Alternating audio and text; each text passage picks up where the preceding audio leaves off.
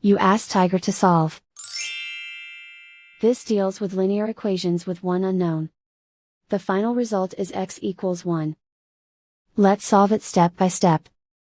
Group all x terms on the left side of the equation.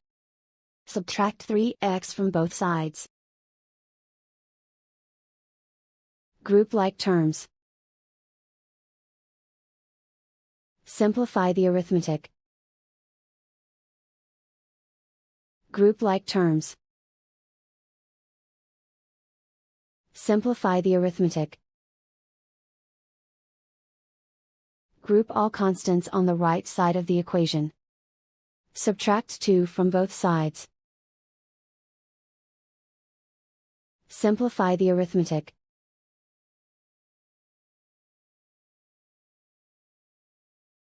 Isolate the x. Divide both sides by -10.